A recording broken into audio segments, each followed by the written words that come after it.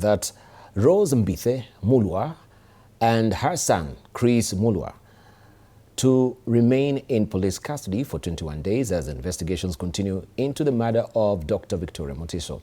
The court ruled that the prosecution had demonstrated compelling reasons to deny their release at this stage, citing concerns of a possible witness interference and the need to protect the integrity of ongoing investigations. Willie Dennis has more. Rose Mbithe Mulwa and her son Chris Mulwa will remain in police custody for 21 days after the court found that there is a real risk of witness interference in the ongoing investigations into the murder of Dr. Victoria Mutiso.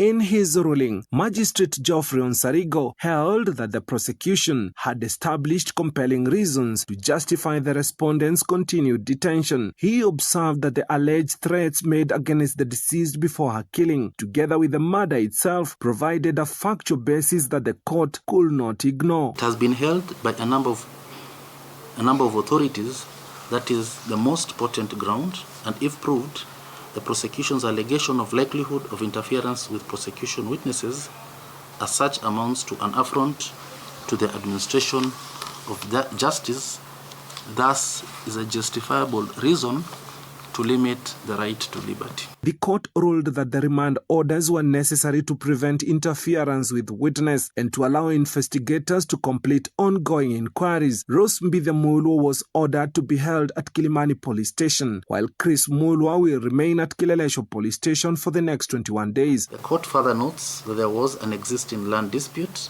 the subject of Machakos ELC, case number A111 of 2025, in which the deceased was named as a third respondent. According to the investigating officer, the deceased had previously reported an incident which allegedly occurred on 7th of July 2026 along Gong Road near Junction Mall. The court held that after a report was made at Kilimani Police Station on July 29th, the Director of Criminal Investigations, DCI, took over the matter and commenced fresh investigations. According to the prosecution, the case is linked to a land dispute involving property belonging to the deceased located in the Mlolongo Weighbridge area, which was the subject of proceedings before the Machakos law courts. The dispute allegedly led to attempts to evict the deceased. According to the prosecution, the investigation stems forward a report lodged at Mlolongo Police Station on May 4, 2026, after the late Dr. Mutiso complained that several of her properties had been stolen while others were destroyed during an eviction carried out on February 12, 2026. Investigators told the court that one of the vehicles reported stolen was later recovered at a premise allegedly occupied by Angela Mulwa and other respondents identified as Masika. Police further stated that several other vehicles allegedly taken during the eviction had not yet been traced.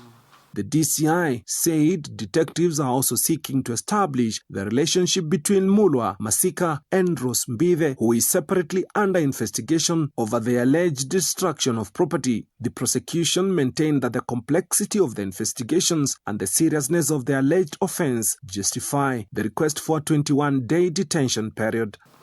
The application was strongly opposed by defense counsel Cliff Mbeta that the dispute arose from a land matter in which lawful eviction orders had been issued by a court and executed under police supervision. He told the court that the property where the eviction took place belonged to Rose Mbithe and not either the deceased nor the complainant. Ndetei. Willie Dennis Njeru, TV 47.